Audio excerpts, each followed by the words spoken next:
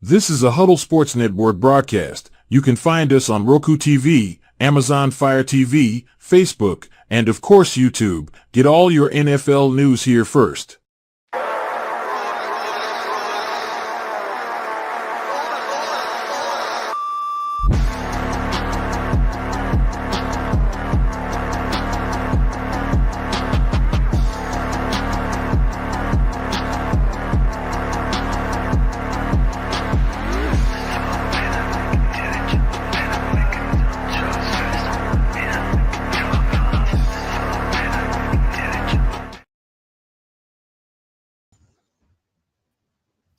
What is going up, everyone? Welcome to Skol Gang 365. I'm your host, Darren Ryan. Got my new vintage John Randall. What's going on, Colin?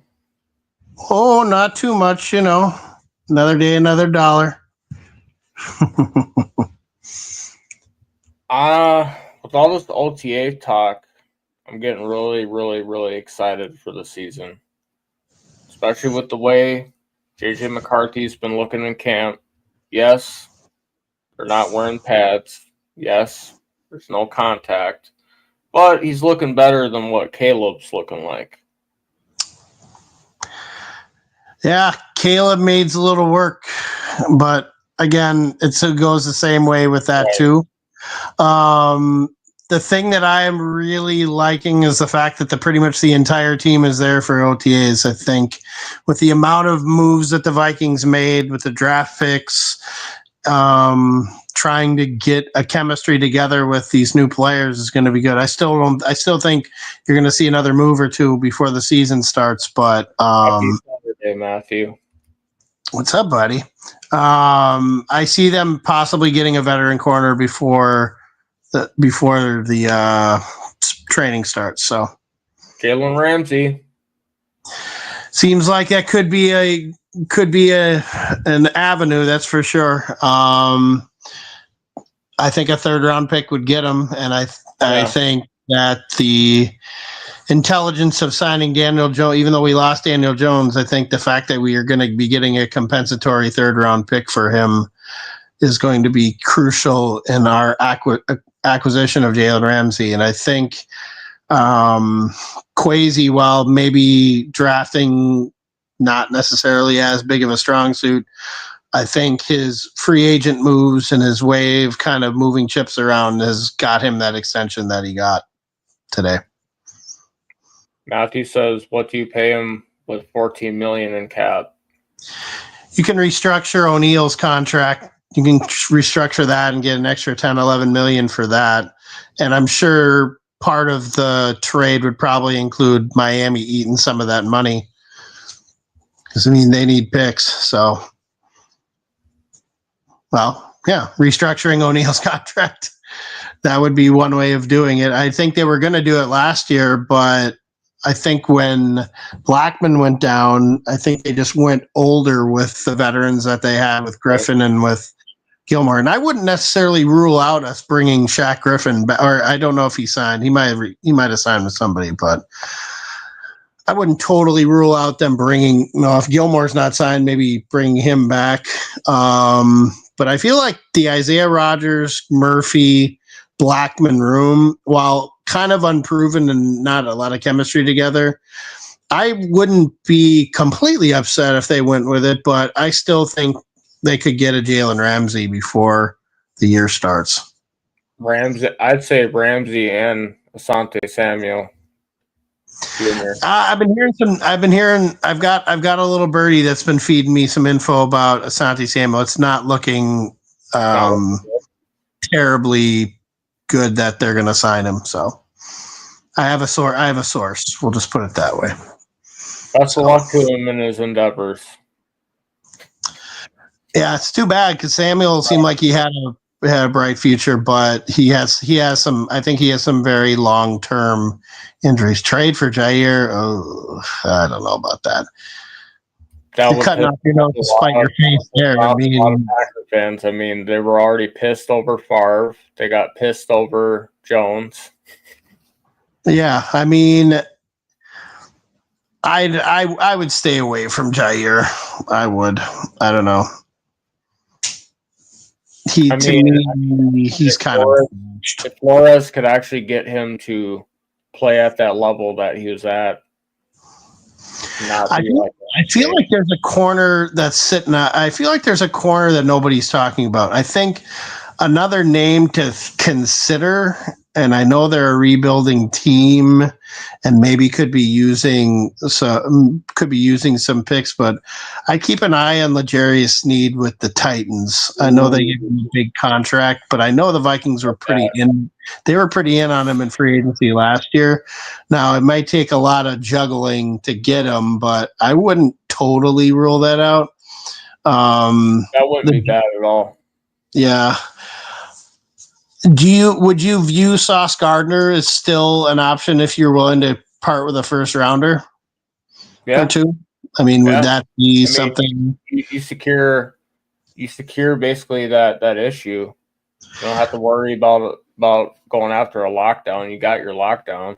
Same thing with Denzel Ward too. I mean, I still think there's some players out there that I don't think people are talking about right now, and I think it's marinating. But Ramsey seems like the most likely one because of the salary. Yeah, I mean, and some people aren't in on Addison getting traded, and my thing on that is this: you can't pay two guys huge money. But and I mean, also still a little nervous. Also, with us drafting Belton comes into his own. Well, I mean, Addison could be suspended for the first 3 games of the season too. I think people are forgetting about that. Taylor would step in again. Yeah, which I wouldn't be upset about because I mean he did a pretty good job. Well, from what everybody's been telling me, Naylor's put on like 20 pounds, and he's like a brick house right now. So he's pretty cut right now. And I've always been a Naylor fan. I think he dropped a few passes last year that was undesirable. But man, you pair that strength with that speed. Yeah, I think Naylor is untouched. I think Felton could be. And don't forget they have Rondale Moore too. So I think that's a guy that. I mean, you've got options all over the place. I think with McCarthy being the quarterback, I think they're gonna spoon feed him a little bit when it comes to getting his confidence up. Maybe throwing to tight ends and running backs right away. So I guess we'll see kind of what happens there. Also, if we're looking to restructure anybody, O'Neill's one of them, but I could also see them restructuring Hawkinson down the line. Yeah, Hawkinson could be a trade candidate too, to be totally honest with you. Yeah. But he's somebody who he's locked up for some pretty big money, so that'd be a little bit of a harder push, I think. I think Addison is probably the most tradable asset if you want to get a quality return on it.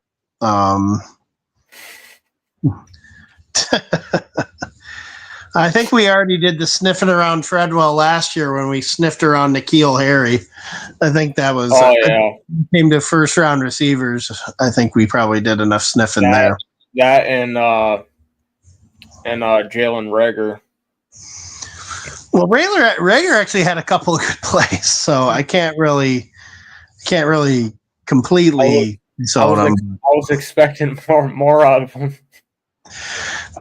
Yeah, Reagor. Yeah, whatever. We didn't draft him. Eagle fans sorry, I'm like, you did. We drafted Jefferson. Sorry, buddy. Who was the fool on that one? But Eagles are sitting pretty nice right now with AJ Brown and Smith, so I think they're doing okay. Well, what do you think? I'm a little nervous about the kicking game with record. Yeah, I'm a little nervous with him. I don't know if that was like a permanent condition last year with what he had going on, if he had some lingering effects from groin or calf or whatever it was, but he makes me a little nervous right now. Also, Ryan Wright kind of makes me a little nervous. I feel like he's got to step it up Well, the key is we just need to not punt the ball. Like, we're not like the Bears who are drafting a punter in the 4th round. Like, we're not looking to make a Pro Bowl punter out of it. And I'll be honest with you, if you have a Pro Bowl punter, you're probably not in a good spot anyways. So, yeah. I hope he's fine. I hope so. I mean, he was one of the best kickers of all time in college, so I think the confidence won't be a problem with him. Riker reminds me a lot of Ryan Longwell. I know Longwell, when he started his career with Green Bay, he had a few hiccups, but they don't. I'm not saying they need to get rid of him, because I mean, we already did that once where we drafted. Yeah, that's exactly where I was going with that. We can't give up on him. We got to let him kick through it. But right. Yeah, no, we're not. Don't pull Mike Zimmer, please. Don't. Dan Carlson, that's all on Mike Zimmer with that one. I'm sure Zimmer probably didn't want to draft him in the first place, and he was probably looking for any way to cut him. And that's why Zimmer is a fledgling defensive coordinator for Dallas, and the Vikings were a 13-win season last year, and 14 win last year, 13 2 years ago. There's also a reason why he was failing after the 2017 championship game and ultimately led to his demise and his firing. Yeah, I mean, he was toxic in the locker room. I mean, you had the combination of that, and you had the combination of Spielman, who just felt the need to have 17 picks in every draft, and he wasn't hitting on all he used to. So I feel like both of them had a reason in Diggs leaving, because I think he saw the writing on the wall. Well, Diggs leaving ended up being a positive, though. So true. The pick we got ended up being Justin Jefferson. So, but I'm happy that Diggs popped around. Yeah, and we lost both of them. The Vikings have zero issue developing wide receivers. If you look at the last 15, 20, 30 years, wide receiver is not typically a position where the Vikings are lacking. So quarterback development, anyways, we've been lacking, but I think that might be turning the tide this year. I know I'm taking J.J. McCarthy as my quarterback in a bunch of fantasy football leagues as a project. So I like the direction we're heading. Donovan Jackson was a great pick. I'm curious about the trade that the Giants made on if we could have gotten Donovan Jackson later, but on the same token, by taking Jackson in the first round, you guaranteed 5 years with him at a rookie contract. So I guess I'm fine with it. I was a little unnerved by it before, but I'm not quite as unnerved by it now. And I think the guy on my screen there probably helped too. And with them fixing up the O-line for him. Yeah. You think Houston was going to take? I mean, yeah, I heard that too. It wouldn't have surprised me. But yeah, Donovan, he seems like a class guy. I think he's got it figured out. I think this is probably the draft that I've liked the best that Kwesi did, and I feel like he went with needs, and I think that he really addressed them. Like, I think Felton was a surprise pick, but I think it was somebody where he was thinking ahead a year or two. Right. They were going to move on from Addison and having somebody in the system develop. The kid, I don't know the kid that from Georgia that much, Hawkins something or another. I don't know a whole lot about him, but I mean, if you're coming from Georgia, with the exception of Lewis Seen,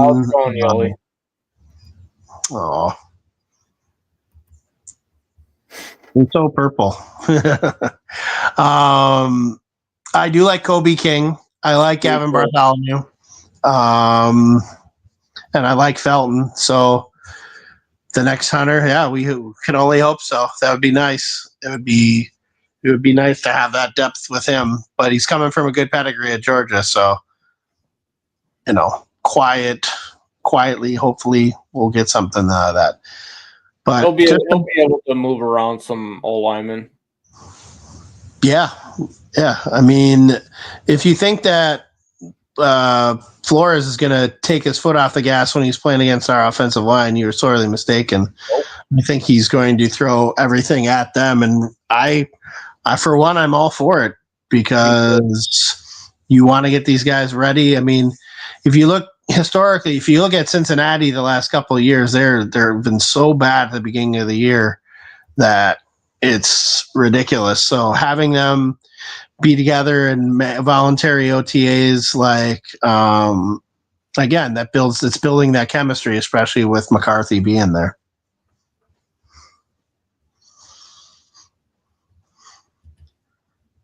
It's the beauty of McCarthy. He needs to get practice against. Yeah, exactly.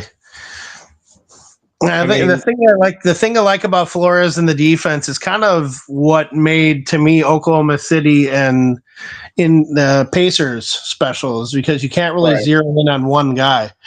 As much as watching the NBA playoffs was frustrating me, watching SGA just kind of flop around. I'll give him credit. Like, he doesn't whine and complain as much as LeBron and Luka do. I mean, he just gets he finds the way to get the call. And if the officials are going to blow the whistle, you'd be a fool not to try and take advantage of it. I think that it was one-sided, but I think that's something, a way where the Vikings can kind of, horse with no name. That's Colin. Hi, Yoli. I'm not Mason. I'm Colin, but I'm saying Mason's going to be a problem because it's Jordan Mason is going to be a problem at running back. Yep. Your Packers will be having to deal with him next year. So I think Mason was I've reset it again. I think Mason was the best pickup that they made, just because they didn't give up hardly anything. And it's nothing against the other pickups that they made. I mean, Allen and Hargrave, free agency, Fries and Kelly. I mean, those were needs that were addressed. But I mean, getting a guy as deep of a we're doing good. Doing pretty good. As deep of a draft as this was with running backs, Mason is a guy who's actually played in the NFL. Me too, Matthew. He really stepped up when what's his name? McCaffrey went down. And honestly, I think he played a lot better than he's given credit for, because a lot of San Francisco's offensive line was out. I mean, Williams didn't play the whole year.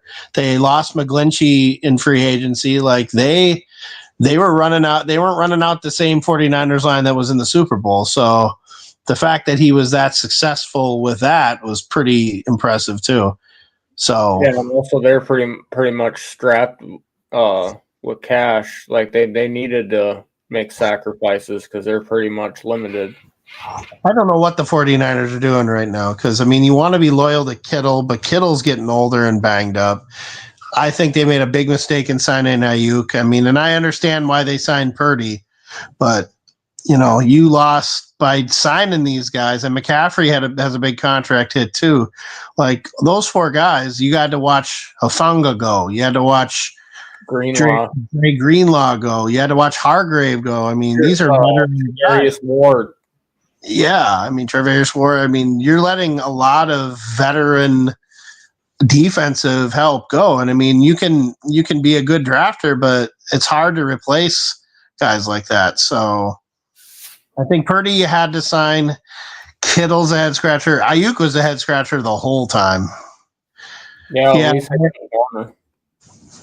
Well, yeah. I mean, I don't know where they're going. I don't know where Frisco's going this year. I mean, I think the Rams are winning that division. Yeah, me too. I really do. So I feel like those younger players, I think they learned a lot in that loss. I mean, they were the team that played Philly the hardest in the playoffs, and they played them in the snow in Philly, and they were within 20 yards of being in the NFC Championship game. So I would not sleep on, assuming that Stafford is healthy, I wouldn't sleep on the Rams being in the division round or even in the NFC Championship game. I wouldn't sleep that at all. Yeah, the Rams are going to be dangerous. I think Washington regresses a little bit because I think people are going to start to kind of figure out how to play against Jaden Daniels. So, I mean, they may regress a little bit. I think Philly's going to win that division. I still think the Vikings are going to win we're going to win the division. Like, I know that people think I'm nuts, but I mean, if you look at the other teams in the division, I mean, we beat the Packers twice last year. I mean, other than Golden, they really haven't made a whole lot of moves. If you look at the Bears, they're always the postseason. They're the free agent champions, but when it comes to them actually getting on the field, I think who the Bears picked up, especially on the O-line, is drastically overrated. And to me, to have that much faith in DeAndre Swift, like, I don't know. I mean, that guy's been tossed out a few times from other teams. So I think the Packers and the Vikings, it's going to come down to, I think Detroit. I mean, it's a kind of a wait and see, because I think that Detroit as players has the infrastructure, but the coordinators and how plays are called, if you're leaving it more up to Campbell to call plays, I think there's going to be some deficiencies in their play calling. Right. And I think, and I mean, at some point they got to start paying these players. So inevitably they're going to probably lose a player or two that could be their team. So I like their team, but I think the Vikings have put themselves in a good position to win. I think J-Mo could be the odd man out. Well, don't put any bets on that, but yeah, you know, maybe I don't know. Yeah, I mean, J-Mo is Brandon Ayuk to me. Yeah. I feel like if they were to give Jamison Williams that money, I just feel like it'd be like how the 49ers gave Ayuk that money. I mean, I'm not saying he's going to get hurt, but right. I liked him at Alabama, and, you know, he could be good, but I don't know. It remains to be seen on him. I think they need to use Laporta more if they want to win. I think with Eliza, and I think this is where McCarthy, if he can get it going to, you know, Hawkinson and Oliver and Bartholomew right away, if he can just build up that confidence in just receivers in general. I mean, Jefferson can catch about anything you throw to him. Addison is a very talented receiver. And if you can develop Felton, then you can keep going with Naylor. I mean, I think that arguably is one of the better overall wide receiver corps in the NFL. And then not to mention Rondell Moore's route running and his ability to stretch. Yeah, let's see how they use him. I mean, he's a big dude too. Like, I'm very curious to see how they use him. You can also use him in the backfield on he's very versatile. Yeah, I mean, you give it to O'Connell, he knows how to draw it up. So we'll see. I think honestly, the best receiving core in the NFL to me is Tampa right now. Yeah. I think when you got Evans and Godwin, the succession plan in place with Jaquan McMillan, and then I think the best receiver in this draft, Ibuka from Ohio State. I mean, You're setting Mayfield up post, you know, Godwin, post Evans for success with those two guys. So that's who I want to see us face in the playoffs. I think that would be a good matchup. Yeah, I mean, I'm curious about Tampa's defense, but I think their secondary lost a couple of guys, so we could see what could happen there.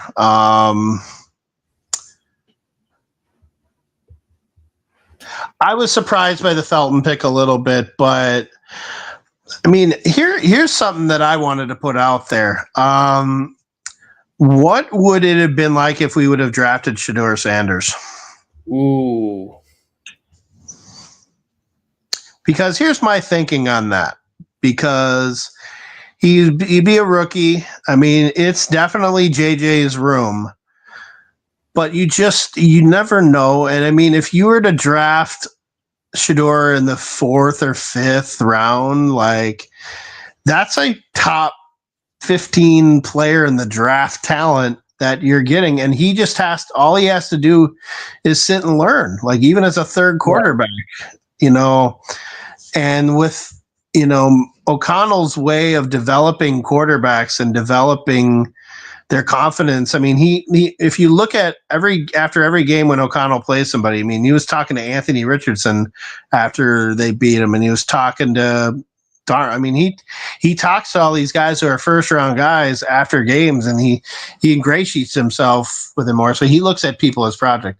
Shador may have been a big headache when it came to obviously with his dad and kind of the circus that goes along with him. But if you got a guy who's just sitting to me and learning, even if at the very least, if you spend time developing him, I don't know if you would create a tense locker room as a backup quarterback or the third quarterback. I mean, how tense would it be? I mean, I think by the time Shador got drafted, I feel like he was pretty humbled at that point, and I think he just wanted any team to give him a chance. And I mean, people say it best: the Vikings locker room is a very welcoming locker room. So, I would have been okay with it. And honestly, teams need young quarterbacks, and at the very least, if you develop him, you turn that 5th round pick into maybe a 2nd round pick in a trade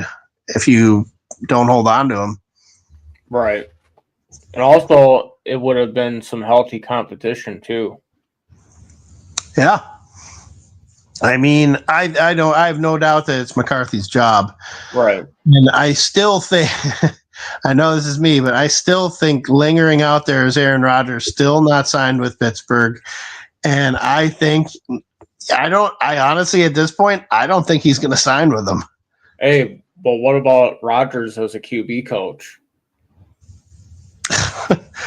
I don't think he should be coaching anybody and when it comes to anything in life.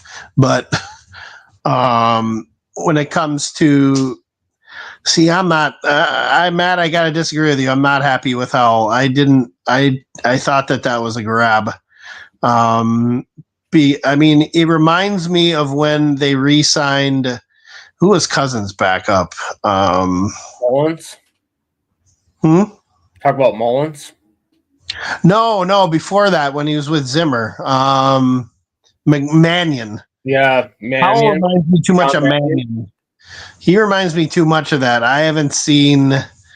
I mean, I feel like he's an unassuming guy that's not going to challenge McCarthy at all. Yeah, I don't. He just seems like an unassuming guy who's not going to challenge McCarthy. And I mean, I don't know if you necessarily need somebody to challenge him, but you want to build up competition in the room, and he's never started a game, so. True. I mean, I thought he was decent in Washington when he was in Washington. Yeah, I don't know. But I mean, under KOC, resurrect him. Yeah, I mean, what's to resurrect is my better question. So, I mean, if you want to resurrect somebody, go and get Anthony Richardson. Then there's the physical traits are there with him. I mean, I live in Florida, and I didn't like him at.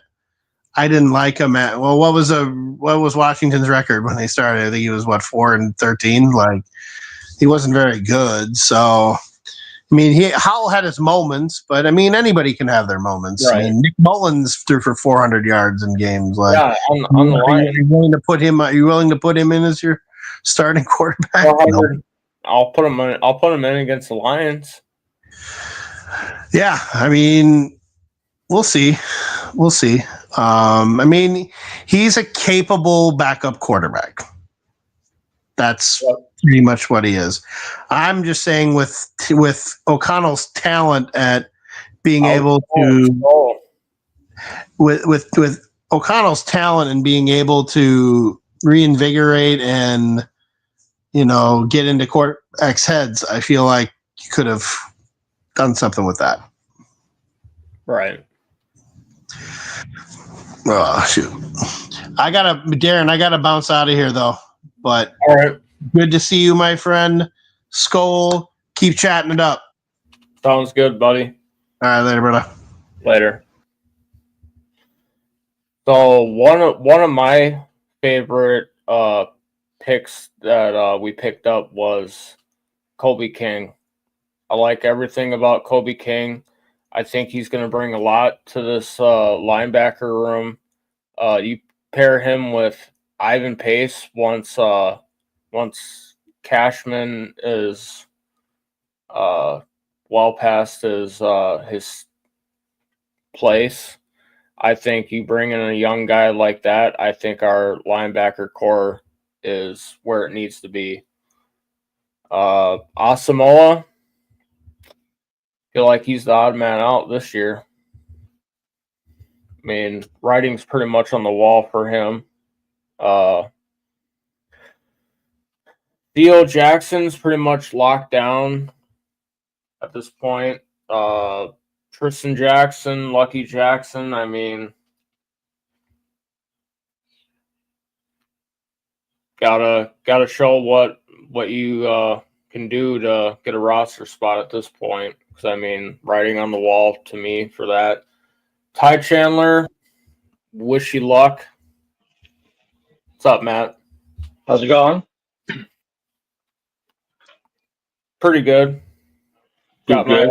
my vintage John Randall, Nice. which I pretty much got for a steal on eBay. I think the dude was just trying to get rid of it. Yeah. Hell yeah. It was like 100 something. I mean, it wasn't bad. Especially Yeah. for people. I just got me the whiteout McCarthy jersey. I got the whiteout Addison, Nice. but I'm really excited for Kobe King. That dude was nasty at Penn State, and I think him having the same play style as Ivan Pace, I think Flores is really gonna use that. Yeah, I was gonna say I saw that he had one of the higher run defense PFF grades in college football, so it would be nice to have another staunch run defender. And then with Dawkins from Georgia, just a bully. Yeah, I'm very excited for him. I mentioned in the comments that he's going to be the next Daniil Hunter, which I do say in jest, obviously, but Daniil Hunter kind of had the same thing coming out of college where he's a physical freak. He's got all the athleticism. He just has to let it click. And he was called kind of just like a one-trick pony, and everyone saying he needed to get more moves to be successful in the NFL. And then he was the youngest player to ever hit 50 sacks and was just absolutely elite. And I'm not saying this guy's going to be the same thing, but they're saying the same thing. It's like, hey, he's coming out of a really good defensive scheme in Georgia. He's really athletically gifted. He had the sixth highest RAS in the combine. And if he can learn under a complicated Flores defense, he can be him and Turner can be the future Goddard and Van Ginkel, and we can have a really good edge for a handful of years. I think if eventually down, like I was telling Colin, eventually down the line we're gonna have to move some money around with Hawkinson. I mean, at this point, it's like I can't really trust him. I mean, he's really gotta show it. Yeah. Yeah, like I was saying earlier, he's got to have basically like 900 plus yards, 9+ touchdowns to justify his coming cap hits. And I think he can hit that. Like, I think McCarthy's going to be good enough to get him the ball to get those numbers. But if he doesn't, there's going to be a lot of people saying, like, hey, so what's going on here? Why are we paying this guy 17 this year, 21 the next, for putting up borderline top 10 stats? And I think he's either going to have to restructure or he's going to find himself being some trade bait. I say package him for Sauce. I don't think Philly would take him. I don't know if they are in the market for a tight end, but I'd send him out to the Jets or, for Sauce. I don't know why I said Philly. Yeah, I want Sauce. I said Addison in a second. That's just because again we are not going to pay Addison 30 plus in 2 years. It's not going to happen. And I don't think that they would mind having a good receiver on a rookie contract, but I don't know if they're going to want to tight end. True. I mean, they got our own baggage, our old baggage. Right. Yeah, like you were saying to start the show, I I mean, I guess Teddy kind of like I was at the TCF Bank Stadium when he got his first start when Castle messed up his ankle and the whole crowd was chanting Teddy, Teddy, and it was a really electric feeling. It was really exciting, but he had a good yardage game, but I think he only had like one touchdown, and it was kind of like okay, like that was fun, but it's against a whatever defense. I am so freaking excited for McCarthy. Like I haven't been this excited to see a new quarterback, and it's just I don't know if it's his charisma or like because his interviews are off the charts. He says all the right things. He looks smart. I like what he said about Flores' defense, playing them in practice, being able to play in practice. Or like when he was on the Kay Adams show, and she's like, "So what is it like being not named to the start?" He's like, "I hope I don't get named. I got to go out there and earn it." He just says all the right things. His mentality with his whole pre-game like meditation, like his head seems to be in the right space. So I mean, when he got to Michigan, he said like, "Hey, I'm going to take this team and we're going to beat Ohio State. Not only that, but we're going to win a national championship." And he ended up making it happen. And like he manifests greatness, as cheesy as it sounds. So I think with KOC and McCown being in his corner and having these skill position players like can't wait, cannot wait. I just like the way that he's able to keep his word when he says something, and then he just goes out there and shows people like I want to get better at the game. He's like I want to keep learning, and he's just like has like this charisma about him that I think is just really gonna uplift the culture. Right. I mean, you can see it like when they interview like Phillips or Hawkinson. Like these people already want to run through a wall with him. Like with the people on defense say like he's actually getting kind of annoying because he's always approaching us saying like, "Hey man, can I pick your ear for a second?" It's just like, "Yeah, we get it. You want to learn." Like the kid is just relentless. He never quits. I saw for OTAs he'll watch film twice after each practice. Once like reactionary right afterwards, and then once later at night when you can kind of slow it down and digest it more. And he's just I mean, we know he's there physically. He's got an absolute monster arm, and he has it mentally. I don't know what could stop him from being a bad quarterback other than injury. Like I just don't see anything glaring that's like, oh God, we should be worried about this guy. And then when he was showing up last year, when he was supposed to be at home resting, and he's just there on the sidelines. Well, not only on the sidelines, but he's wearing a helmet with the mic in, so he can hear what it's like to call plays in the huddle. Like he's doing everything. And then the way he was studying film with Harrison Phillips from a defensive perspective, I thought that was pretty sweet. Meeting with Jefferson once a week, meeting with KFC once a week, going to dinner, stuff like that. Like, yeah, I think this team's absolutely going to rally behind him. We built up the O-line for him. Everyone that wants to say he's like a run merchant, we got Mason, we got Jones. We beefed up our O-line, so there's no reason why he can't excel in a similar style offense. Yeah. Can't wait. The only thing that's is the question mark is whether or not he can stay healthy, but I'm totally 100% that he's going to be healthy. Right. And I think this team's more than capable of having 11 wins. Yeah. I mean, it's a meniscus. It's not an ACL. It's not an MCL. So I think he'll be okay. He honestly, like, he didn't look small last year. He's obviously not one of the big. He's not Lamar Jackson. He's not Josh Allen. I get that, but he's not like a Jaden Daniels either. And he looks like he's put on a little bit more muscle. He just looks a little stockier. So I think he'll be able to take those hits a little bit better. I think he just in that Raiders game just maybe kind of twisted weird. Maybe his foot got planted. Yeah. I don't know what happened because he still played the whole game, and he was just saying it was kind of sore. It's not like he had to leave on a cart and it was like a devastating injury. It just was like, hey, my knee's sore. It wasn't like when Kirk went down in Green Bay. Right, exactly. Which, oh god, that was awful.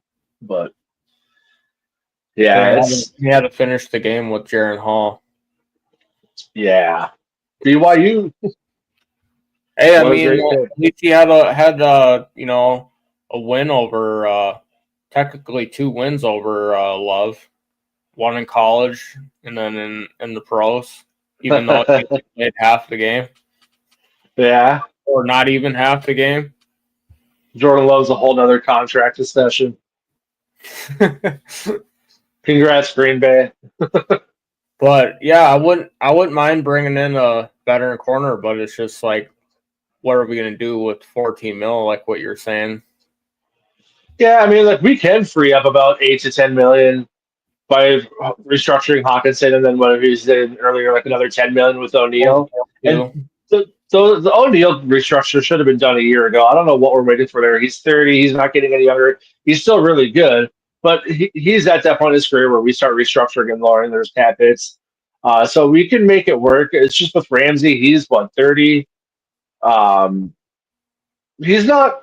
I wouldn't say he's a head case. Like I don't think he's a drama guy, but I just think he's I move at the him. tail end I of his. move him more into like have him doing safety at his age. Yeah, just kind of play Metellus more at a natural corner. Yeah.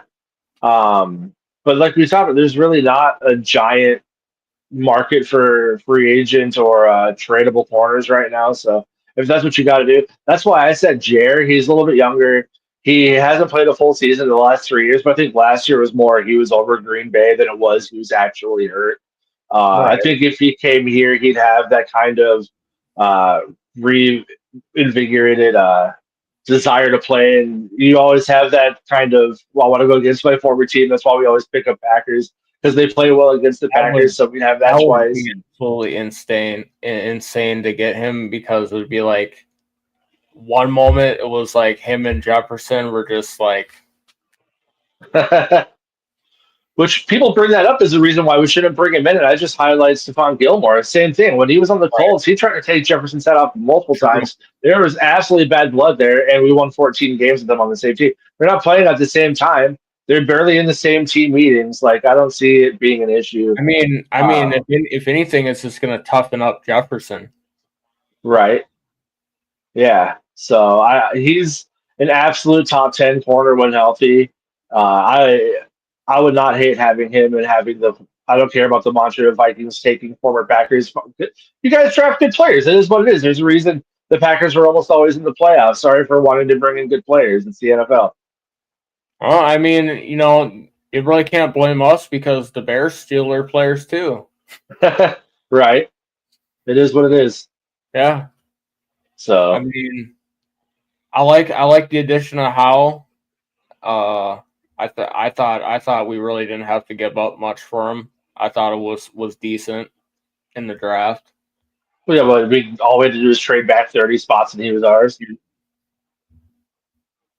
Yeah. Yeah, I mean he's kind of the Jameis Winston. What was it? 21 touchdowns, 21 picks his Yep. rookie year. So I mean, we were excited to see 21. Daniel Jones. Right. I mean, I'm more happy that we have him than Daniel Jones, because I mean, I was talking about it before the offseason. I'm like, fuck this, dude. Yeah, I mean, I was excited for Daniel Jones for the same reason I'm about Howell, and that's just because he has Right. starting experience, and there's True. something to be said about having a backup with starting experience. And if KOC is the coach that we think he is, and there's the stat line where it showed like Josh Dobbs, Kirk Cousins, and their career records pre and during KOC, and how he gets like twice the amount Yep. of wins for every other coach that coaches these quarterbacks. I mean, if he can get Sam Howell and turn him into a top 32 quarterback or even a top 40 quarterback, at least we have a competent backup. Or at least, try to do what he did with Darnold. Try Right. to get him motivated and actually want to level his game up. Yeah. I mean, kind of on topic but off topic, the whole Caleb Williams controversy about how he apparently wanted to come to Minnesota and how McCarthy said that during the combine. Like all these quarterbacks in this draft want to go to Minnesota. So I'm sure when Sam Howell heard he was coming here. Shador was talking about it too. Right. Like I think May had brought it up during the combine as well about how there's talk of people wanting to come here. So Nick. Yeah. I'm sure Howell's happy. Nick was talking about it. Yeah, and Howell has no competition outside of Brett Ripon. Right. So I think I think he'll take the situation seriously and try hard to ensure a spot in the NFL. And yeah, I'm excited to have competent backup. I'm excited to have a competent QB3. Wasn't a fan of Mannion when we had him. Wasn't a fan of Mullins. So I'm happy that we actually got legit backups now. Yeah, I don't understand the Mullins apologists. Like, well, he can throw. He throws a good ball. Well, yeah, but if you're throwing, Against the Lions, that's about like he's good for about 10 plays a game, and then his other 15 passes are just piss poor. that Bengals, like I tried to give him a chance, but that Bengals game, oh my god. Yeah, not a guy you want to see long term. No. I mean, But he it's comes in for that. only fitting that he's in Jacksonville now. Yeah, yeah. Well, maybe he'll beat out Trevor Lawrence. Hey, maybe he moves himself into a starting role with Lawrence struggling. Right? Yeah, that meme that we shared in the group chat of Trevor Lawrence compared to Daniel Jones to their first 60 games. It's like, I understand that's a box score watching thing. That's kind of Monday morning quarterbacking, and there's a difference in how they play the game. I get that. But my God, when you're the number one overall pick and you're putting up Daniel Jones style numbers, and you have receivers, you have a Super Bowl pedigree head coach, like, And you're getting paid a top 10 QB money. yeah. It's like, Meanwhile, what the fuck is Jacksonville thinking? yeah, and Jones is getting what 10 million to be on the. I could probably start for the Colts. We'll see. I don't think Richardson's all that special, but It'd be an interesting battle down there in Indy. I mean, and now they had the tragic loss of their GM, so it's gonna be interesting how that franchise moves forward. right, yeah, that was wild. For a while, there was bad blood between the GM and Taylor.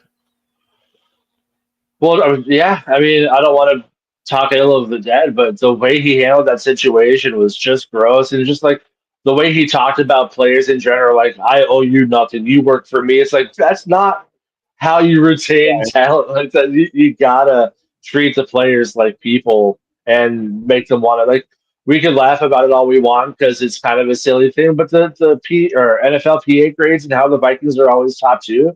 There's something to that, and why he's able to crush free agency, and why Ryan Kelly called Will Fries and said, "Hey, come with me to Minnesota." It's because people want to come here. Yeah, I mean, no secret why the Wolves signed and extended Quasi. They like what he's doing with the team. Right. So, I mean, you treat the players like people, and my gosh, they might actually want to play with you and play hard. even former players will tell people that want to come here because they'll reach out to former players and be like, "Hey, how's Minnesota?" And Right. Diggs was saying how plenty of times he's helped players transition into Minnesota. He's like, What was it? he goes, I had nothing but love for like the players there, but he just said like at the time with Zimmer and Spielman, it just wasn't good. Yeah. But he had nothing but love for the Wilf family. I mean, it's like Brandon McDaniel saying, "Hey, Donovan Jackson, like if you want help, I will help you train." Like when you have that kind of pedigree, say like, "Hey, if you want a hand and helping learn the ropes, I'll help you out." You say yes to that immediately. And then it's like Tommy Kramer with JJ McCarthy. Yeah. Yeah, McCarthy has so many like just smart people in his ear. Like McCown is over a decade vet in this league. Obviously KOC was around Belichick, he was around Brady, he was around McVay. Like he has seen greatness. He's helped coach a team to a Super Bowl. And he had Tommy with Bud Grant. Right. So it's just like we can claim homerism all day long, and that it is a lot of what it is. But they said when it was the draft last year, you can't really come into a better situation and be more like. It's just, I saw Kay Adams one earlier where she's like, he better be Aaron Rodgers because this is a team that this roster is capable of winning a Super Bowl if they have a quarterback that can get it done. And so, like, if he can come in and he doesn't have to be Aaron Rodgers, that's a ridiculous take. But if he's a top 15 quarterback and just has like maybe 10 to 12 turnovers and double the touchdowns. He doesn't have to put up 35 touchdowns like Darnold Oh, did last year for this team to be good. He just has he to just not turn it spread the over in wealth. key situations. Yeah, he just has to spread the wealth and go along with his reads. Right. And obviously a lot of it has to do with their O-line, but that was the big thing with Darnold in the playoff game is how many times did we have wide open Addison or wide open Jefferson and he just couldn't see him for whatever reason. And it's like the people want to say, well, KOC got out coached. No, he was coaching his players open. They were getting open. The plays were working. Darnold just wasn't able to hit him. McCarthy can make his reads like hella quick. He's a cerebral quarterback, so he'll always find the check down if anything. I don't see Yeah, him getting sacked a lot. I don't see him turning it over a lot. He'll be kind of like Aaron Rodgers, where if he gets flustered, he'll just fling that shit out of bounds versus just letting it float in the middle of the field. So right. Yeah, I'm pretty confident in him and his abilities, and it helps having the cast around him that he's got. That's what I'm right. most excited for. And just to see this team play as a unit, yeah, it may be practice, but it's just awesome seeing those guys getting the time in together and really gelling. Well, that's the thing is like he had the whole benchmark system last year that KOC was talking about where we want him to hit all these markers before we feel comfortable with him starting. And they said after he got hurt, like he was meeting those markers quick as shit. We Oh didn't yeah, think he was going to catch on that quickly. Like he's really impressive. And he was practicing with the threes. He was practicing with Tristan and Lucky Jackson and making them look like all-star receivers. yeah, And like to now he gets JJ and Addison. Like, come on. right. Like JJ, all he does is find himself open, and we have a quarterback that knows how to hit open receivers. So My favorite. So when he was practicing with the threes, my favorite connection was with him and Naylor. It was like money every yeah, time, every yeah, time. just and it was a little bit more than a flick of a wrist, but it wasn't a lot of effort in that throw, and it went 53 yards in the air. So like And it, Darnold, and it helps having a veteran like Jones too on that offense. Him and Ham. yeah, yeah, Ham's going to be interesting. He's a Pro Bowl fullback. I don't know with Mason being on the team if they're gonna because he's a violent runner. I don't know if they're gonna value Ham as much this year and needing him in Right. short yardage situations. So he might be one of those like unfortunate fan favorite cuts. But still, I mean, having Jones and having Mason, like both vets. I mean, Mason's a little bit younger, obviously. I think he's 26. He's been in for a handful of years. So yeah, he's got a lot of talent and ears to lean on. Yeah, for sure. Well, everyone, I want to thank you guys for tuning in to Skol Gang 365. We will be back here next Saturday at 8 p.m. Central Standard Time. Thank you, Matthew, for coming on. Yeah, thanks And for as having me. always, Go Vikings. Skol.